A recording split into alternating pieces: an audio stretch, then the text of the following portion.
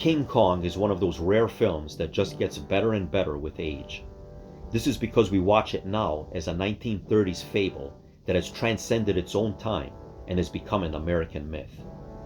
The undiminished primordial energy it continues to generate derives from all aspects of production, from Willis O'Brien's masterly stop-motion animation and Murray Spivak's innovative early sound mix to Max Steiner's brilliantly evocative and operatic music score. The performances as well are in perfect sync with the larger-than-life premise of this adventure fairy tale classic. Fay Wray's iconic portrayal of the beauty who kills the beast set the standard for every damsel in distress that followed, and her lusty screams are the female equivalent of Johnny Weissmuller's celebrated Tarzan yell.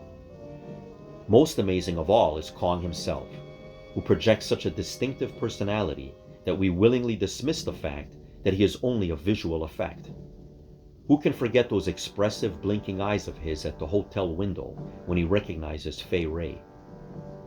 But even beyond all the indelible imagery, the film also rates high marks for its entirely original screenplay, which has a subtext that is based on the real-life experiences shared by producers Marion C. Cooper and Ernest B. Schoedsack in making expeditionary films.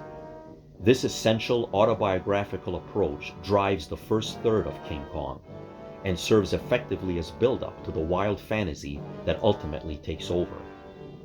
The film is as much a personal work from its creators as is anything by Erich von Stroheim or Charlie Chaplin, and this explains in part why the remakes fall far short of the original. Consider, the old Arabian proverb following the opening credits was written by Cooper. The character of Carl Denham, as played by Robert Armstrong with appropriate 30s-style two-fisted gusto, was fashioned after Cooper.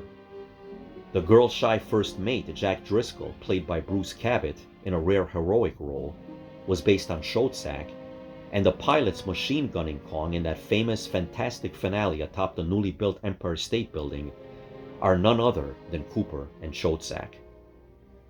Besides presenting an allegory on the destructive power of both unrequited love and modern civilization, King Kong interweaves fact and fiction with such clever subtlety that audiences are, perhaps still, largely unappreciative of this unique aspect of the film.